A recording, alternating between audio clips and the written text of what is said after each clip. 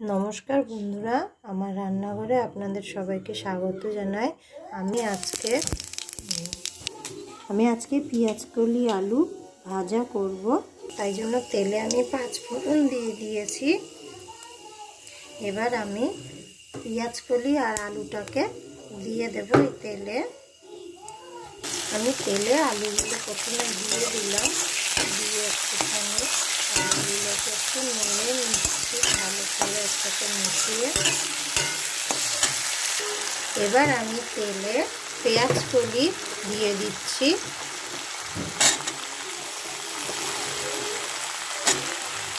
পেঁয়াজকলিটাকেও আমি আলুটার সাথে ভালো করে মিশিয়ে নিচ্ছি।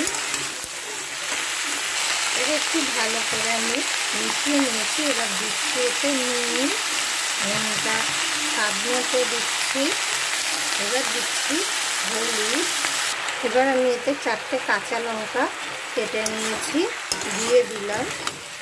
এটাকেও ভালো করে মিশিয়ে নিচ্ছি। এবার আমি এর মধ্যে কটা চিংড়ি মাছ দিয়ে দিলাম। চিংড়ি মাছগুলোকে একসাথে মিশিয়ে নিচ্ছি। আমি চিংড়ি মাছগুলো আগে ভেজে নিয়েছিলাম। এবার এতে আমি একটুখানি জিরের গুঁড়ো, ধনিয়ার গুঁড়ো আর দিচ্ছি একটুখানি লঙ্কার গুঁড়ো। এবার আমি এগুলোকে ভালো করে মিশিয়ে নিচ্ছি। এবার আমি এটা ঢেকে দিচ্ছি। এবার আমি ঢাকনাটা খুলে একটু দেখে নিচ্ছি।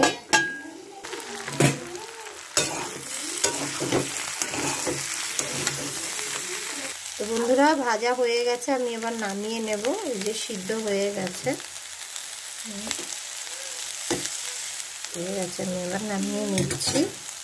বন্ধুরা, এই যে আমি ভাজা নামিয়ে নিয়েছি। ভিডিওটি যদি ভালো লাগে লাইক করবেন, চ্যানেলটাকে সাবস্ক্রাইব করবেন। দেখা হবে আবার নেক্সট ভিডিওতে। ততক্ষণ আপনারা সবাই ভালো থাকবেন, সুস্থ থাকবেন। বাই বাই বন্ধুরা।